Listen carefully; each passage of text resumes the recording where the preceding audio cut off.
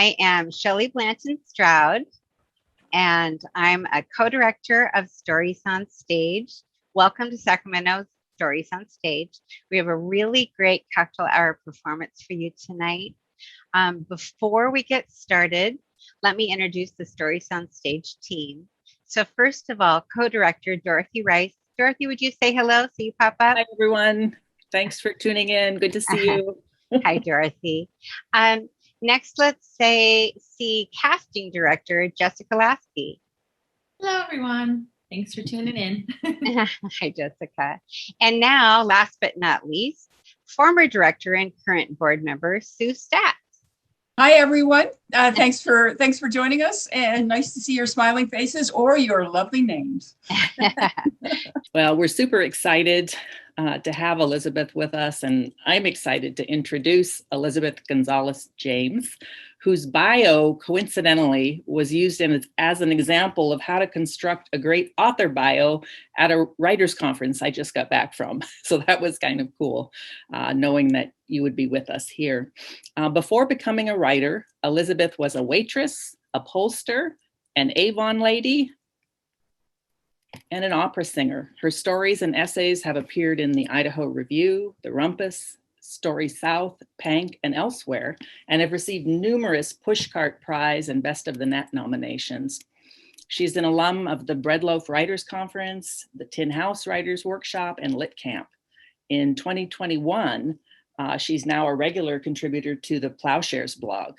Her first novel that we're going to hear an excerpt from tonight is Mona at Sea, which was a finalist in the 2019 Santa Fe Writers Project Literary Awards, judged by Carmen Maria Machado, and was published by the Santa Fe Writers Project in June this year. Mona at Sea was named a most anticipated book of 2021 by the Rumpus, the Millions, and a number of other sources. And please order your copy from Capitol Books, your favorite bookstore, or any of the usual online sources. And you can find purchase links on her website, on our website, and we'll also post them in the chat to make it easy. Originally from South Texas, Elizabeth now lives with her family in Massachusetts. You can find out more on her website, which oddly is elizabethgonzalezjames.com, so you should be able to find that. And please check out Sue Statt's interview on the Stories on Stage blog. Welcome, Elizabeth. Hi, thank you so much for having me. We're excited to have you. And now I've got a couple questions for you, which we're going to play Stump the Author. No, I'm just kidding. I'm just kidding. I wouldn't even know how. So the first one, and this is kind of a personal one, I love that in the interview questions you did with Sue, you say humor is part of your writing voice. I really related to that. She asked that because of the way, for those of you who haven't read Mona at Sea, it really weaves together kind of a dark humor with her story so that it really leavens the whole thing and raises it to a level. I am curious whether this was something you've always known about yourself as a writer, meaning that part of your voice. Was it natural or easy to find it in fiction? And so what in general can you say about finding your authorial voice, which for me is, I think, the most difficult and crucial element for any writer, and you've nailed it here. So that's why I ask. Oh, thank you. Yeah, it's hard to say if it, well, yes, I think that it was always part of my authorial voice because this book was the first thing that I ever wrote. It was the first thing that I ever really tried to stick to and see through all the way. I started it in 2011, and that voice was just there. And it was always this kind of acerbic, darkly funny voice. And I kind of think of it like if you remember in cartoons, like the angel and the devil, I think this is like my inner devil voice, like just very sarcastic. And I grew up watching Saturday Night Live and Ren and Stimpy and Space Ghost Coast to Coast and these like kind of weird, funny shows. And so my sense of humor has always skewed dark and weird.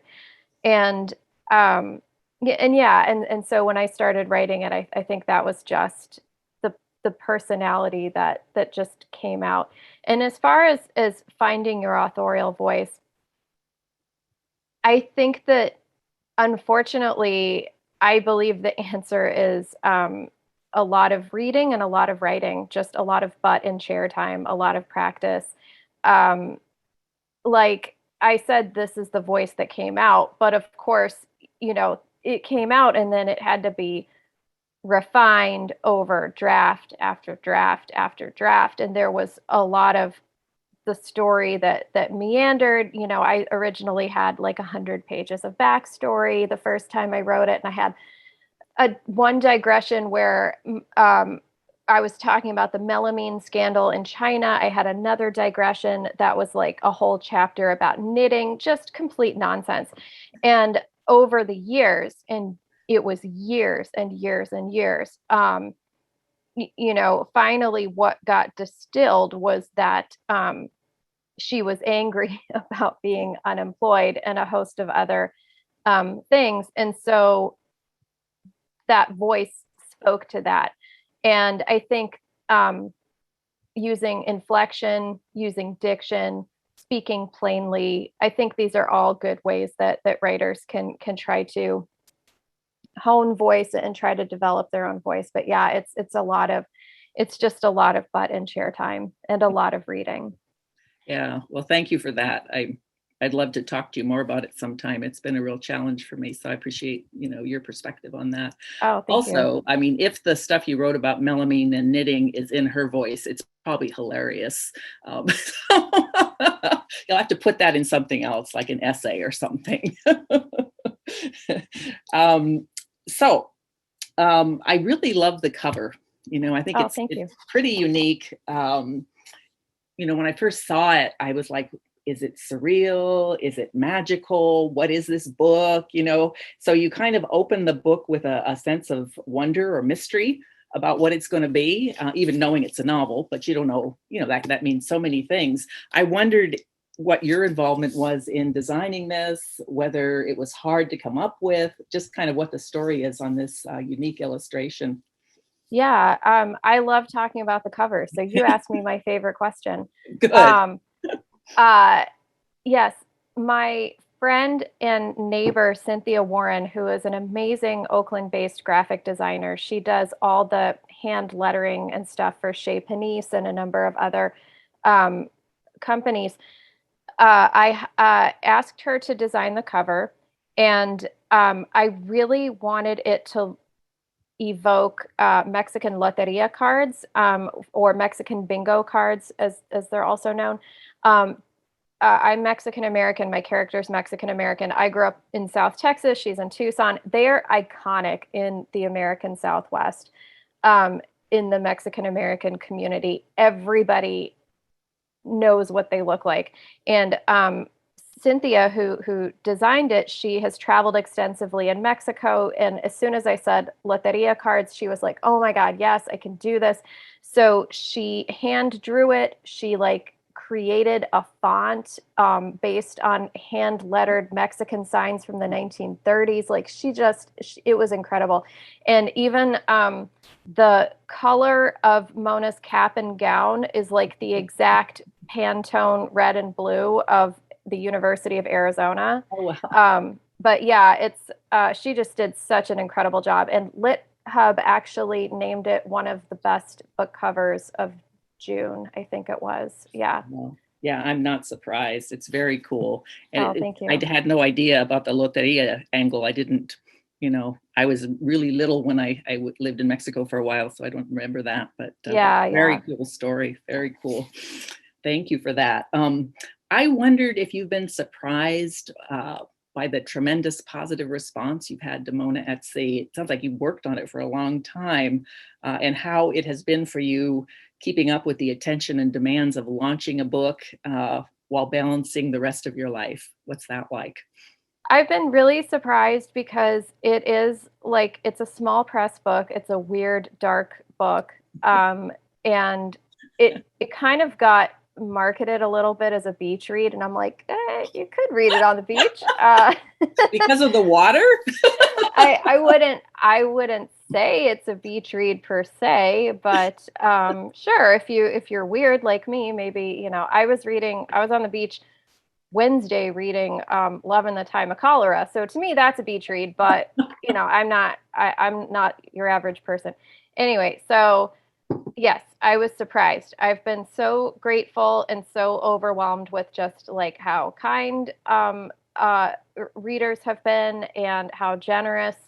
And it's just been an overwhelmingly positive experience. It's been completely exhausting. I just moved cross country. And so we moved 8 days before the book launched. And then we traveled the whole summer, and my kids are out of school, and we didn't have COVID, and then COVID came back, and it's just been crazy. It's been absolutely crazy. But it's life endures. What's the Jeff Goldblum line? Life finds a way. Yeah. I don't know. In any case, it's a lot of a good thing. Yes. That certainly beats the alternative. And I'm sure it occurred to you too, but another meaning of beach read is page turner. Oh, yeah. I didn't even know that. I thought it meant like light and breezy and fun. It can mean that, but for me, it's like a book that gets you so into it that you can read it anywhere, at the beach, on the subway, when there's other stuff going on, because it's okay, cool. hard. That's good to know. Let's take it that way. Yeah. I like that way. So last question, probably kind of silly, but since Sue in the interview asked about your stint as an opera singer, I thought I'd ask about your stint as an Avon lady, and specifically whether you have any plans of using a character that sells cosmetics or reusable storage containers door to door. Yeah. So one of my mom's really good friends was like the district manager for Avon, and I needed a job, I needed money, and I hate babysitting. And so I started selling Avon when I was a teenager, like 15. I couldn't legally work, but I could sell Avon. And I also went to school. I don't know if they're still making kids do this, but back in my day, in the old sepia-toned days of the mid-90s, when you wanted to go on like a class trip, you had to sell cheese balls and sausages and chocolate bars and stuff like that to pay for it. And so I had tons of sales experience by the 9th grade. And so I would walk door to door with these Avon catalogs and go bother my neighbors. Do you want to buy Delta Burke's new perfume? Do you want to buy some Skin So Soft? And I probably made $30, but yeah, I was an Avon lady for a little while. And I don't know. I don't even know if it's still a company anymore. Mm-hmm. Oh yeah. It is. Oh, okay. Yeah. That's nice. That's nice to know that they're still around. And yeah, as far as like turning that into a character, I don't know. My writing is just getting weirder and weirder, like the further I go. So she would probably like also be a ghost or something. Yeah. Yeah. Well, it could be a good backstory for a serial killer. Yeah. That whole door-to-door thing. I don't know. Yeah. Well, thank you so much. It was delightful talking with you about that. And I will now turn it over to Jessica Lasky to introduce our actor for the evening. Excellent. Thank you. That's also the fact that you're an Avon lady is just amazing to me. That's so cool. I hope you write about it. So I will be introducing our actor tonight, who is Gabby Battista. And I have worked with Gabby a lot at the UC Davis Medical Center, which a lot of people don't realize is actually a place for actors, which we'll get into at another time. But Gabby is based in the Sacramento region. And she's been working actually as the development director for the Davis Shakespeare Festival since 2016, Davis Shakes as it's affectionately called. Her recent acting credits in the Sacramento region, because she also works in the Bay Area, include Jesusa, also sorry for the corgi who decided to suddenly make herself known. Her acting credits include Jesusa at Davis Shakes's The 10th Muse, And then Alicia in Capital Stage's production of the Thanksgiving play, very funny play. And before the pandemic, she was expected to play the title role in Shotgun Player's production of Henry V. We probably all know how that went because of the pandemic. But she's also been a teaching artist at Cal Shakes since 2015, and she teaches movement, voice, and Shakespeare text there. And Gabby has quite a background with Shakespeare, actually. If you go to the Stories on Stage Sacramento blog, I have a whole interview with her, and she talks about her background with Shakespeare. She's a very accomplished, very intelligent actor. So I'm very excited that we get to have her here today. And without further ado, I'm going to turn it over to Gabby. So thank you very much. Thanks so much. All right. Can everyone hear me okay? Great. Awesome. I have a little light and it might go out because sometimes it gets too hot, but other than that, here we go. Okay. Do you believe in soulmates? I haven't had sex in 3 years. It's not a big deal. I wouldn't say it interferes with work. Sometimes I sit on the phone with old ladies as they wax poetic about why it's important to fund the Spotted Owl Preserve. And I imagine being bent over my office chair by Skip or Ricky Gervais or all the male cast members of Gossip Girl. But like I said, not a big deal. So being an intelligent young woman, I decide to solve this problem the same way I've learned to solve every problem. Hours of painstaking research. I swiped an armload of women's magazines from Ashley's apartment, and for a week, I pored over every lured article. 10 ways to make him want you. One move that will have him begging for more. And give him what he wants. Our sexperts tell all. I studied their tips on body language. Leaning close while you're speaking to your crush. Wear a low-cut shirt and give him a peek of the ladies. Flirting. Try to touch him as much as possible. Your hand on his knee makes him feel sexy. Makeup. Release your inner porn star. Caitlin Kitten shares her tips on how to get your eyes bedroom ready. Sex. Stroke his ego. Tell him how hot he is while you're doing the nasty. And I even read their health advice. Want perkier boobs? Stand up straight. Better posture can make your bust look banging. At the end of my studies, I feel fun and fearless, also fat. I make a mental note to get on that juice cleanse, whatever it is. I head out of the house this morning, ready to snare Skip with my charms, lure him spider-like between my legs. I'm wearing my first push-up bra, and I've stuffed myself into the skirt at least one size too small. My vision's blurry. I got a lot of liquid eyeliner in my eyes this morning, and I can feel the rest of it leaching into my corneas. I bought new perfume, something called Promiscuous Pink, and I'm leaving a cloud behind me that smells like cotton candy. After I got the job at Bannerman, I celebrated by buying a pair of designer snakeskin boots, my one piece of tangible evidence that I had a cuss job. But until today, I never found an occasion to wear them. Squeezing them up over my calves, they were a little tighter than I remembered and a little higher. Teetering through the parking lot to sunshine, I think I may have been a tad ambitious about my ability to walk in 6-inch heels, but I do look like Catwoman and I have no spare shoes, so I'll endure. I feel like a hooker and can hardly breathe. Being a woman is exhausting. When I get into the office, Skip is in a darkened hallway with his clipboard, his body lit by the neon glow of the soda machine. I reach for my coin purse, hoping I can drag out the purchase of a soda long enough to make a meaningful contact. Good morning, Mona, Skip says. You look lovely today. I giggle. Smile, it makes him feel appreciated. Thanks! Did you have a good weekend? Yeah, he says, putting down the clipboard. I went mountain biking with my daughter. Beautiful weather on a Saturday. How about you? I'm spending a long time dropping quarters in the machine and selecting my drink. I bend almost all the way over, partly to force him to look at my butt, partly because my eyes are watering so much I can't see the options at the bottom of the machine. Finally, I make my selection and bounce back to standing, almost toppling over in these asinine shoes. I went sunbathing, I lie. A picture's worth 1,000 words. Get him to envision you naked. Oh, he says, and his face falls. He puts his hand on my shoulder and bends close. My heart speeds up at the touch, and I congratulate myself for a plan well executed.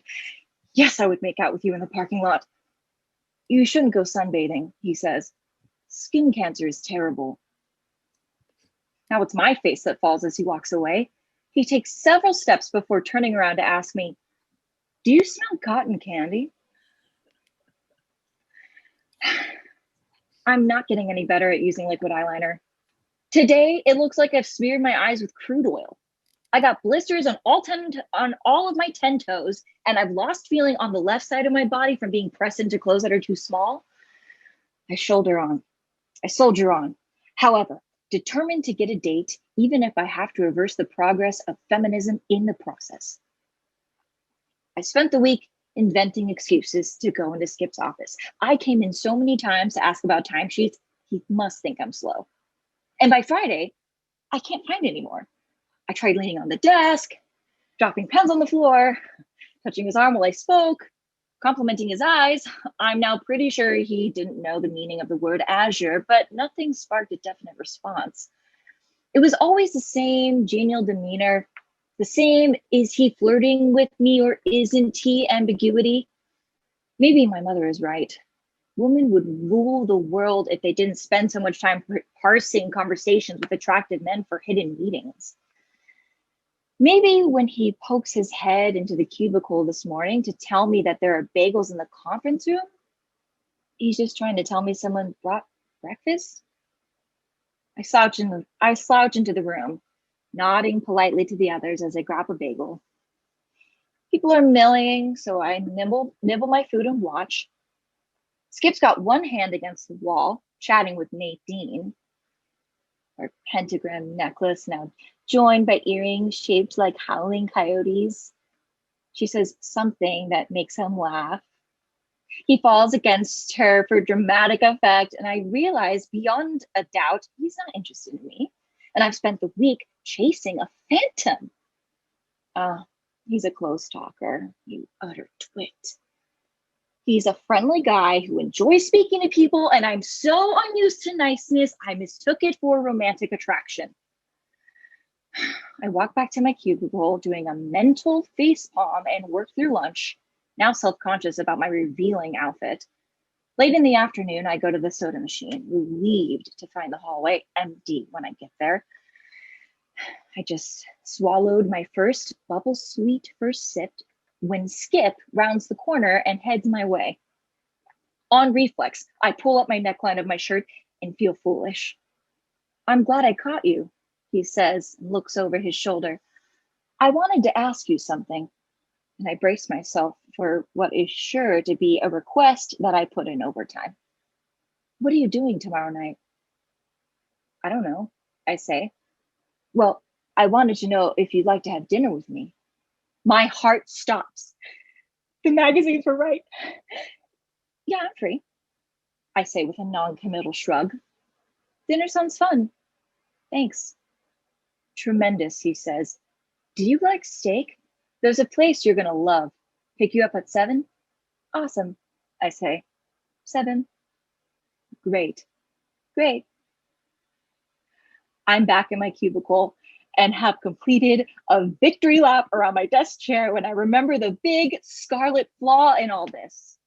What if I get exactly what I want out of this date? What the hell am I going to do about my scars? At 5:30 on Saturday, I open a bottle of wine, pour a stiff glass, and swing my closet wide open. I thumb through my hangers, hoping for inspiration.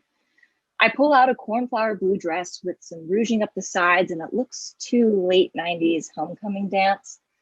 A black and white jersey dress with long sleeves screams daughter of a televangelist. And a gold and white strapless bustier number plainly says new money mafia princess. I look down and see if I've finished my first glass of wine, but I have almost an hour before Skip comes, so I tell myself I can have another. Drink in hand, I face my closet again. I laid awake for hours last night, terrifying myself with visions of Skip's hand reaching up my leg and his fingers tracing the perimeters of my horrible secret, pulling back my skirt and my scars being laid bare for his blue eyes. It's possible on the subconscious level, I've been pushing possible boyfriends away so I won't have to have this problem. I want to push these thoughts away too, so I put on a pair of jeans and focus on finding a shirt. I spend what feels like hours trying things on and holding things up, and I get so worked up the second glass of wine disappears and I'm left blinking at the red tinged bottom of the cup. Finally, I put on one shirt I don't despise, one that clings to my waist and flatters my bust line, but it seems too modest for such an auspicious night, and I tell myself, now armed with a new wind-back sense of purpose, I should improvise. So, in my lightly inebriated state, I take off the shirt and lay it on the floor. I eyeball about where I think my cleavage hits and start cutting. It's more or less even. I trim a little more here and a little more here, and I fold it over to make sure the sides match. Success! Sewing is easy. I try it on and can tell before I've got my arms through it's beyond trashy. It's low cut. They may refuse me service at the restaurant, but I look with dismay at the other things hanging in my closet and decide to make it work. Vivamus morendum est. Let us drink, Seneca said, for we must die. Okay, now what? Running out of time and I haven't begun my hair or makeup. Ugh, I scream and throw my scarf around my neck, strategically draping it over my exposed bosom and praying the temperature in Tucson spontaneously drops to 40 degrees. Lord, give me strong air conditioning tonight. Lord, give me strong air conditioning tonight.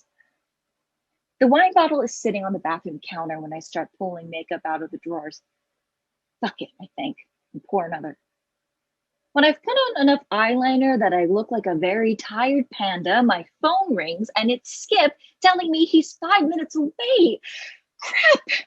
I calm my nerves by chugging the rest of the wine and chasing it with toothpaste, lest Skip thinks I have a drinking problem. My hair is whatever, and I have a zit on my shoulder, and I can't find my lip gloss. Time's up. That's it. I'm ready. Skip's at my front door, holding a half dozen red roses and wearing a sleek button shirt and dark jeans. Out of the fluorescent lights and dingy carpet at sunshine, he looks like an attractive, successful man, someone to turn heads at a barbecue, and he smells exquisite, like roses and leather. I'm dizzy from the excitement and the heat and the wine, and I'd like to just sit in his car and direct the air vents at my armpits. He holds open the door of the BMW and I slowly, gracefully sit down. I decided to wear the lucky boots, and now I'm careful to neither tip over from the heels, which seem to have grown taller with the wine, nor spill my breasts out all over the dash. Skip gets in and starts the car, and Dave Matthews Band fills the air. I hope he hasn't put this music on for my benefit.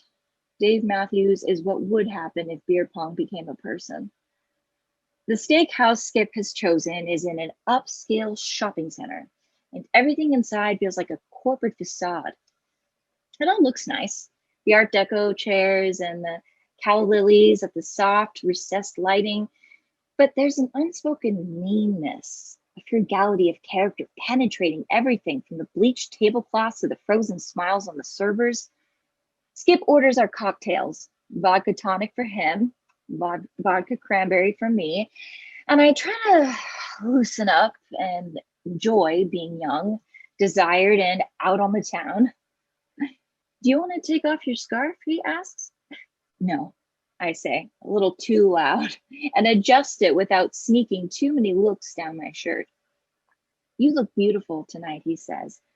I say thank you and follow his eyes as they scan the menu, and I admire the smooth, dark skin on his fingers, absently tracing a pattern on the outside of his water glass.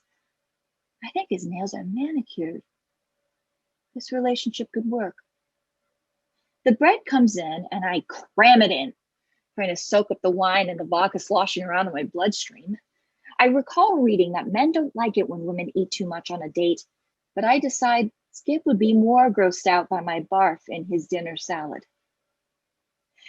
We chat and I'm concentrating hard on not acting drunk.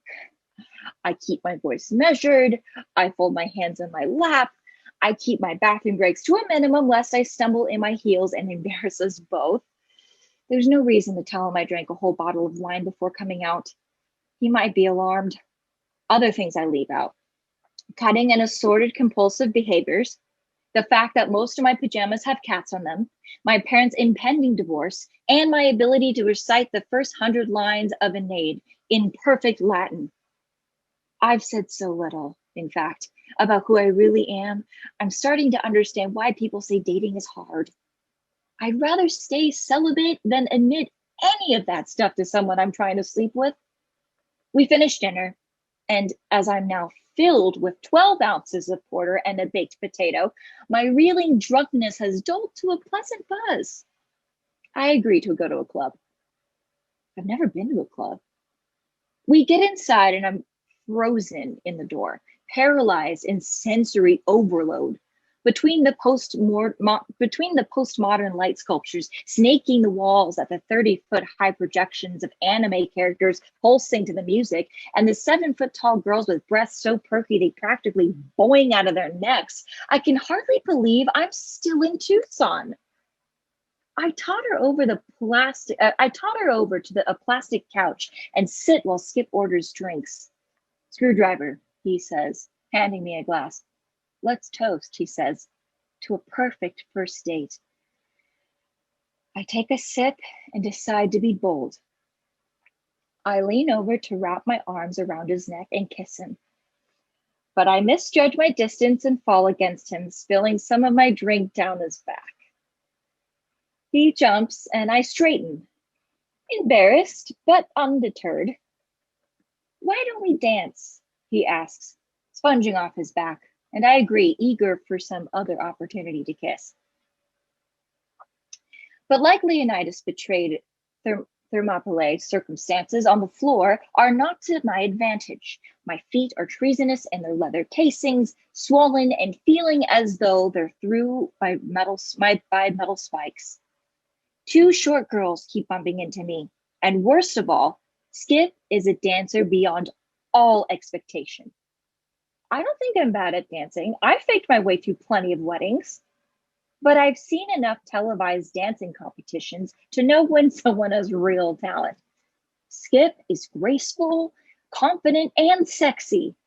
Other girls are watching him sway his hips and hold my waist while I use every screeching bone in my feet to stop from falling, stepping on him, or doing any permanent damage to my metatarsals. Though there's an obvious thrill to being out with someone other girls want. I feel less in control of the night than I did 10 minutes before. My scarf is beginning to dampen at my neck, and I want Skip's attention focused on me and not the gathering horde, so I take it off, seducing him with my eyes while I do it, and could almost cry from how good the fresh air feels on my skin. You're a great dancer, I shout. Thanks. I've been coming out here almost every weekend since the divorce. You have to put yourself out there, you know? My soulmate could be anyone, so I have to be open to meeting her anywhere. Do you believe in soulmates? Totally. I totally don't, but I don't see that it matters for this conversation. I'm looking for someone kind and funny, someone with good morals. You might say it's hard to meet a woman with good morals in a club, but it's easier to get to know someone here than in a church. I'm feeling pretty loose now, the alcohol having produced its intended effect, and I decide I'll try to execute a shoulder shimmy, a move my sober self would never attempt. I start shaking my shoulders and jiggling my chest and trying to synchronize my gyrations to the beat. And Skip's eyebrows go up and down, and he motions to my chest, and Nicholas has escaped. My shirt completely below the top of my bra, and my left nipple has worked its way free and is now peeking out at other dancers. If I was sober, I would call a cab, go home, quit my job, and maybe move to Canada for good measure. But I'm decidedly not sober. So I pop the little darling back in and lap it off, hoping Skip will find the whole thing playfully erotic. Skip goes to the bathroom. So I collapse on the plastic couch again and try breathing to get through the pain in my feet, now spread up the entirety of my legs and into my lower back. He returns. He asks if I'm ready to leave, and I say yes, demure and respectable as a governor's wife, though on the inside I'm performing cartwheels and compiling lists of sex moves gleaned from Ashley's magazines. In the car, I arch my back and cross my legs and purse my lips in a pose I describe as sexalicious. Is your back hurting you? Skip asks. You look uncomfortable. I'm fine, I say, straightening up. Don't be obvious. So where do you live? I ask. I'm over by Sabino Canyon, he says. It's peaceful out there. I'll bring you by sometime. You'd love it. Why don't we stop by now for a nightcap? He turns to me and looks pained. I'm confused. I thought men were perpetually dying to have sex. An economist would say that to maximize utility, it's better to be open rather than playing hideous games all night with neither party getting what they want. No, I stand by what I said. Okay, he says slowly. We can stop by, but he trails off. It's so late, they've turned off most of the traffic signals and we fly through all the blinking yellows. Dave Matthews is still on in the background. I could swear it's the same song from before, though all these upbeat saxophone pieces sound the same to me. I move my hand to the stereo to find a song that doesn't make me cringe, but Skip reaches out and blocks the controls, and I throw my hands up in mock surrender. I'm sorry, he says, but doesn't move his hand. I always keep this record on in the car. I give him a look, but he's facing the road. Skip lives way out in the hinterlands.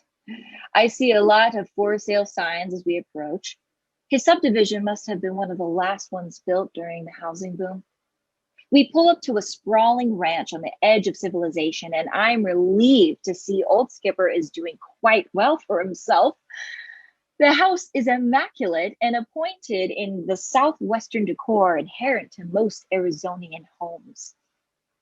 I sit without being invited to take off my boots and socks. The feel of the wool rug on my toes is sublime.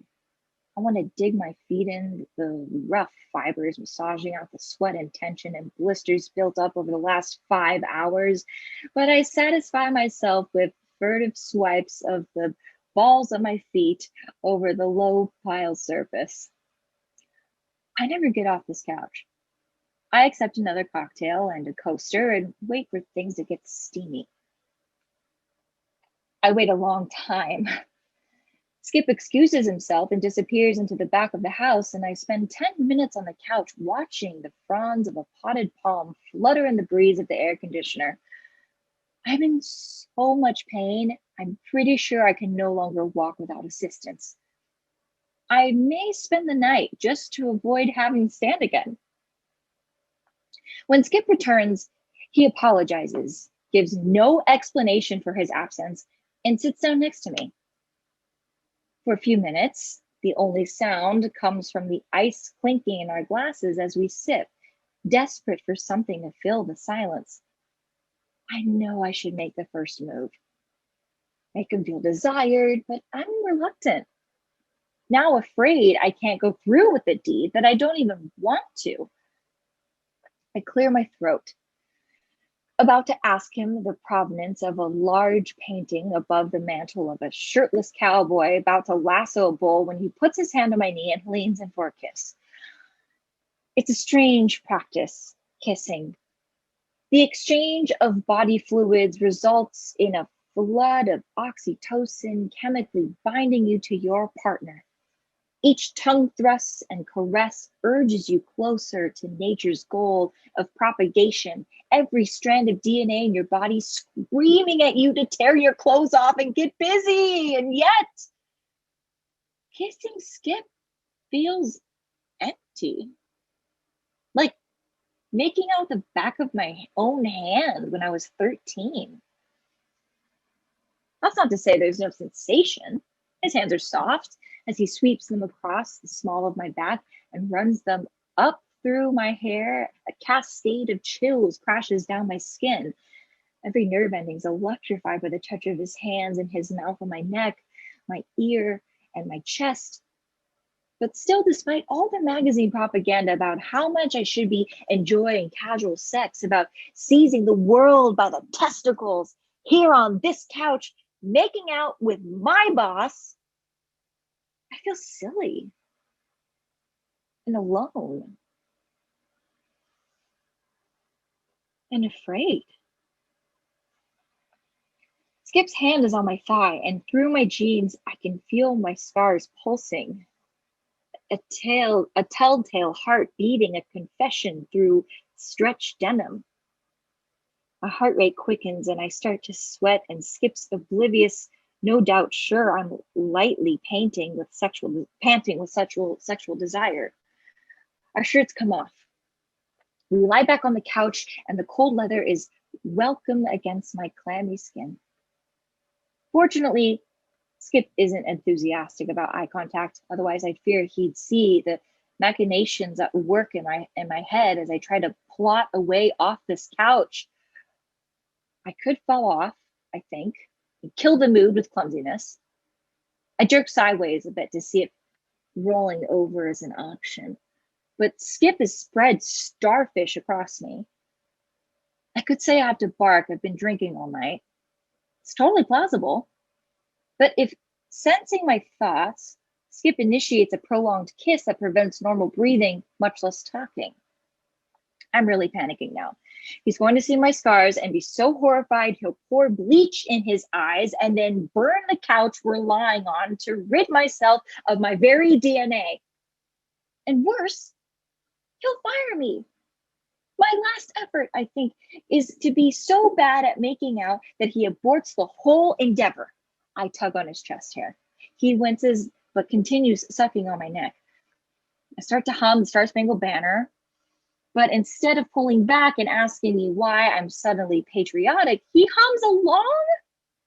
His hand cupped around one of my breasts and my hand gliding down the smooth skin around his spine. We hum the entire national anthem and lose no sexual momentum in the process.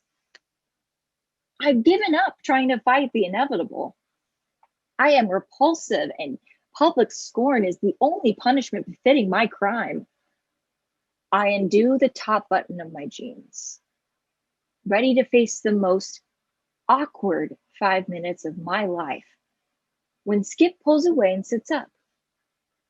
He swallows the rest of his drink in one gulp before facing me again.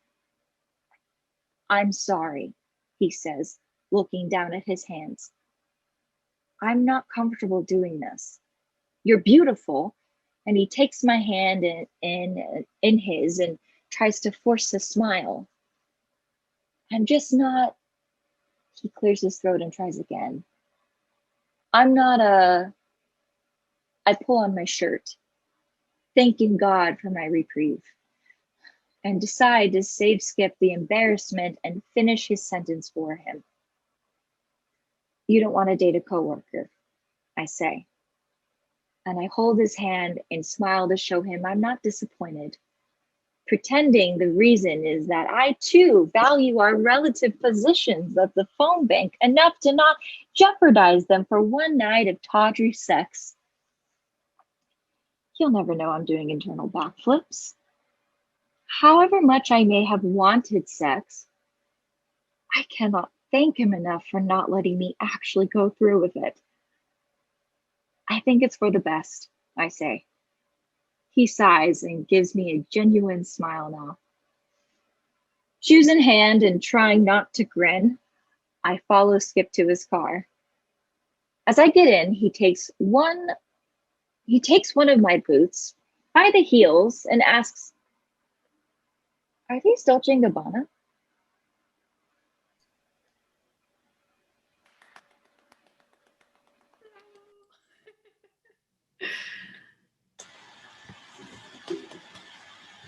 Wonderful. Everyone's clapping. They're just silent. They're silenced. No worries. Wonderful. That was great. That was really, really great. Oh my gosh, there's so many lines in that scene, and delivered just exactly right. Elizabeth, why don't you unmute yourself? This is an opportunity for you and Gabby to talk. Yeah, that was so cool. Thank you so much. I've never experienced anything like that, of like seeing somebody perform my work. It was really interesting to hear the different inflections that you did with the lines. Like there were some lines that I've been hearing them in my head, some of them for like 5, 7, 8 years, and it's so interesting to hear you say them because they're like different from how I've been saying them in my head. So that was super cool. I absolutely loved reading this when I got the passage. I was just, oh my gosh. It's so fun to do these roles because they do have so much depth. And though we think that this is a caricature, like maybe more leaning in a harder direction of like,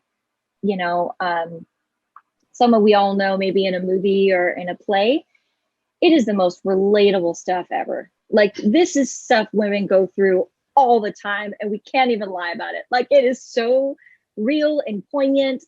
And though the girl, like to me, it reminded me of so many characters. And actually, like I totally have a friend like this, and she'll just like text me, like I pushed up my bra a little bit more. I walked into his office to see how he was doing, but he didn't look at me. Maybe next time. Like she'll tell me her whole inner brain. And so I was like, is this her? I had a really fun time. I really love it. It's just got such an amazing cadence and rhythm and like, I wish it just felt like also doing a play. Like it was just so fun having this inner monologue, and Thank I really you. enjoyed it. Yeah. Yeah, and I feel like what was cool about the performances, like in a play or in a movie, you're not usually getting the inner monologue. You're just getting, what people are saying on the surface. But yeah, I loved the different like tones and voices and stuff, that how you would shift from what she says versus like what she's thinking in her head, because it's like she's having two different conversations at that point, right? Like she's having the conversation out of her mouth and then she's having the conversation in her head. Yeah, so it was just like brilliantly performed. That was really, really Thank cool. you. I hope I did it justice. Sorry, sometimes I get a little like fast and I'll skip over some things, but I wanted to like do it enough justice. Yeah, it's just so fun to hear all those voices. Definitely being a dreamer myself, I've had like a lot of different voices in my head like that before. You just see those movies where they're like, would you like to be better at what you're doing with your life? Like it's so cheesy. And I was like, yes, this is it. So Well, it's like so when you read all of Elizabeth's novel, she does something that was conveyed by your performance. And I think there's this mix that, I mean, as a teacher of young women for such a long time, there's a mix in so many young women of self-loathing and crazy optimism. Like, oh, I'm the worst, but maybe I'm totally hot. Or, I think I aced that interview, except I got to get out of here as fast as possible. And there's something it's throughout this novel, you get the feeling that Mona knows she is somebody. She has worth, she has talent, and she has worked hard. but it's constantly bumping up against this insecurity about not being enough. And you did play it really well, Gabby. Thank you so much. Thank you. The duality is so real and such a struggle, and very much an anxious attachment style. So it was just fun to it's also fun to read a character that is so direct, to her audience. That's I had a boob fall on, I could have bailed, but I just tucked her in and called it a day. It's just so fun to be so open like that. So I really love that about the text, and it just made it so easy to flow through, just because it does feel very personable, and also it's a wonderful feel as an actor to put a little character in it, but a little bit of a blend of yourself. It's so earnest in that way. And it just also feels like the millennial generation for me, growing up with those magazines, you had to the stacks of 17, and you're I grew up with a very famous Ford model now, and Emily Ratajkowski. We went to middle school together, and we have a birthday a day apart, and we were both acting in Shakespeare together. And I remember thinking, what is it about us? We were born a day apart, but she's a model, and I have braces and 2 strands of bleached hair, and my mom is dyeing my Mexican mustache. What am I doing wrong? It was just, it's so like that. And seeing her picture hanging up in the media center of the cover of Cosmo Girl, I'm I'm having a crisis. I'm not a woman enough. It's totally I just, not to be super personal, but it just totally made me feel those memories, and it was just so fun to kind of channel that and connect the two. Yeah, that's really tough. Literally going to school with a supermodel. Going to science class together, and everyone's I got a haircut. And she's like, I can't get a haircut. My agent told me not to. And you're okay.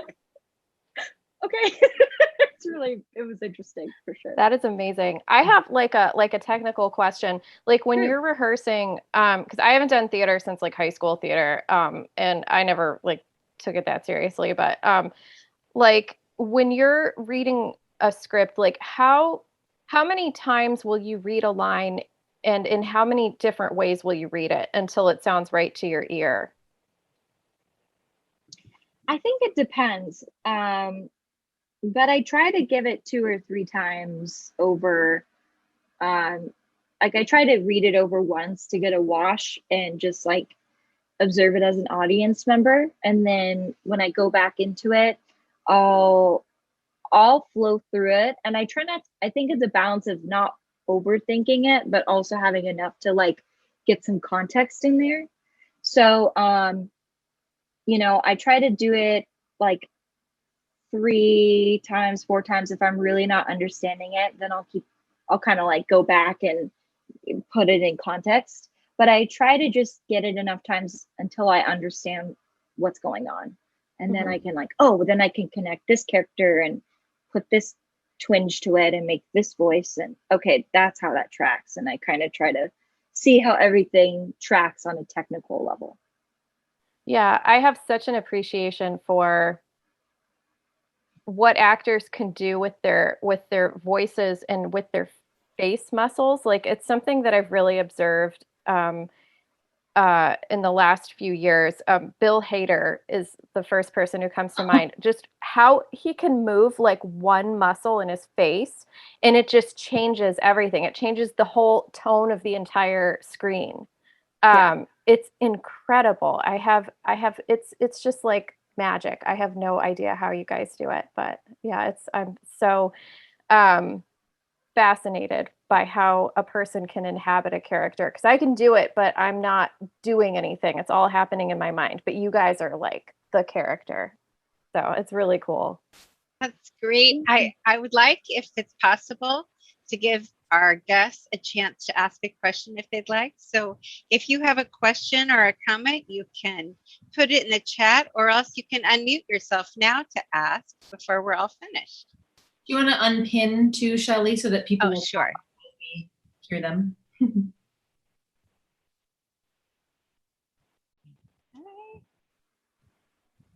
Huh.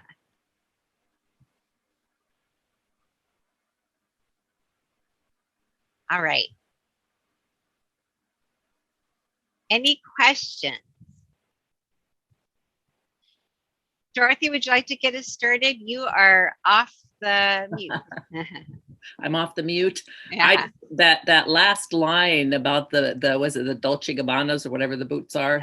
That's so funny. So what I loved about this passage, and actually the whole book, is there's a lot of lines that almost make me feel like it's stand up.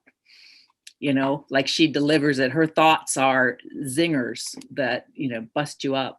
I couldn't stop laughing. And that part of that is obviously the wonderful delivery, and much of that is the wonderful writing, but it was so much fun. Oh, thank you. Do you plan zingers?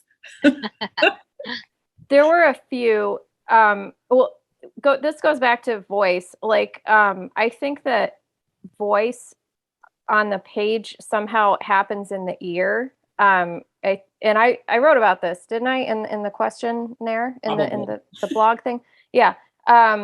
So I think that for me, voice happens in the ear, and it's something like really tied in with rhythm, and it's almost like I can hear where a joke should be, and I can hear how the rhythm should be. So it should be like da da da da da da da da da da, and so I'll know what has to happen and like how many syllables it has to have, and then it's just the process of like finding the right just the right words for that. Like the line about Dave Matthews, like I didn't know what I was going to say about Dave Matthews, but I knew that was a time for like a punchline, like just a quick in and out. Yeah. Hilarious. Actually, I also thought it was super interesting how, not just with the humor, I mean, it's a funny scene. The whole novel is not funny. I mean, there's a lot of, upsetting stuff in it. And even throughout this funny scene, you're threading in, although she's optimistic about having unadvised sex with her boss, she's also got this undercurrent of concern because of her scarring. And I don't know if that's something you want to address here, or if you'd rather leave it as I don't want to do any spoilers, but her anxiety about him seeing her nude is serious. It's not just silly. Yeah, and that was a concern when I was writing it, that it's a dark comedy, and so I had to tread really carefully between the serious elements and the comedy, and it was difficult, like I want to be my character engages in self-mutilation, which is not funny, and it's a terrible thing that that a lot of people go through, that a lot of people can't stop doing to themselves. And I never at any point wanted to make fun of what she was doing or to not take it seriously. However, I think comedy is a good way to get close to really dark subjects. And I think that if it wasn't funny, like it would just be kind of unbearable to read about somebody who is as depressed and as troubled as Mona is. I don't know if everyone who's here tonight, if they haven't read the book, knows why she's so troubled in the first place. Can you say a little bit about that? Yeah, she graduated the top of her class at University of Arizona. She's a really high achiever, perfectionist, and she had a job waiting for her after graduation at this super fancy investment bank on Wall Street, and then the job got dissolved during the Great Recession in kind of spectacular fashion. And the day she found out she didn't get the job, her reaction to not getting the job got filmed and went viral. And now she's like globally known as the sad millennial. She's like the stand-in punchline for like her entire entitled generation. And there's a lot of other stuff going on. Her parents are getting a divorce, and then she's having these like recurring memories of something that she can't exactly understand what it is. And yeah, so she's engaging in self-harm. And yeah, it's kind of a lot. And yet she's still kind of cheerful and out there on the edge, putting herself out there. It's something that you get attached to her and would like to rope her back in, make her safe. Yeah, it's a coming of age story too. I mean, she's just kind of going through it. She's 23. I mean, geez, nobody knows anything when they're 23. Nobody knows what they're doing. Nobody's got anything figured out. Well, any other questions before we let Elizabeth and Gabby go? Jessica, how about you?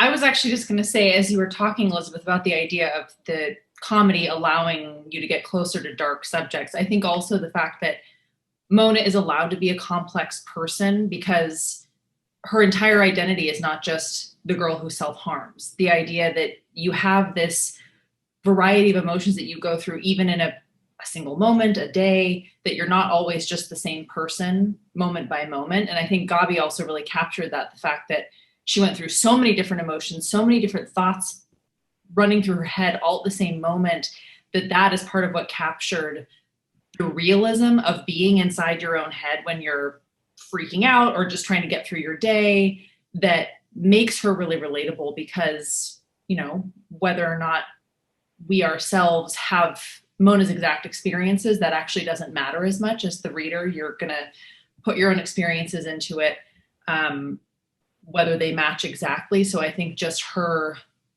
way of being and the way you expressed it through sometimes very funny things, but also very real, remembering, oh my God, no, there's this whole other aspect of myself that I do not want to expose. That's very, very relatable. So I think the fact that how you balance that with it also being able to be funny in this one excerpt, I think just speaks a lot to how you are able to capture real people, even though she's obviously a fictional character. But I thoroughly enjoyed about the book. So. Oh, thank you. Thank you very much. And yeah, I completely agree, Gabby. Absolutely nailed the range of emotions. And yeah, I think that is how the mind works, or my mind at least. You know, it's like up, down, back, forth. You know, like it's just all this noise. You know, kind of all the time.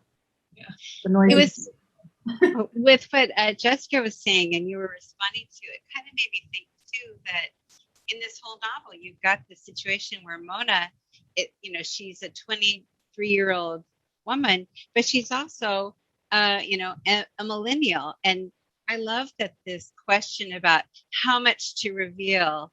What does it feel like to be revealed?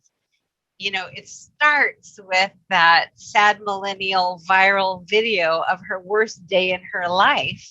And so the whole thing is connected for her about hiding and revealing and going back and forth with a really great sense of humor. It's really, you can spend a lot of time thinking about this novel, Elizabeth.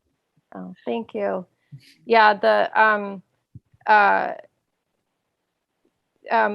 millennials, my generation, I'm an elder millennial or geriatric millennial. My generation is kind of the first generation that came of age during when like YouTube came out and social media and camera phones being in everybody's hands. And that's been something that I've been thinking about for like the last 15, 20 years is this idea of like always being on camera or always being under the possibility of being on camera. It's just a lot of pressure. And it was difficult, I think, for kids who were younger than me, like 10 years younger than me, but still in the same generation. They literally had to grow up with like being the guinea pigs of how was social media going to work in middle school, in high school? How was it going to work when, a really embarrassing photo of you in 8th grade, suddenly, the entire school can see it, versus when I was a kid in the 90s, maybe like 3 people would see it. And it's, I don't, certainly society has never really grappled with this. And I don't know what it's doing to us. I don't know what it did to us. I don't know what it's continuing to do to kids. I don't know, but it's hard. It is hard. It's not good. Well, thank you everyone for joining us tonight, especially Gabby and Elizabeth. We're so pleased to see the way your work interacts with each other. We'd like to remind you to please consider buying Elizabeth's book. Where is it? Mona at Sea. There we go. And also consider buying Stories on Stage Anthology 2020, 43 stories from a year like no other. And one more thing, please consider visiting us again next month when we have Julie Metz and her memoir, Eva and Eve, set in the World War II era. Really fantastic book also. So thank you again. We were just delighted with the work that both of you shared. Bye, everybody. Thank you so much for having me.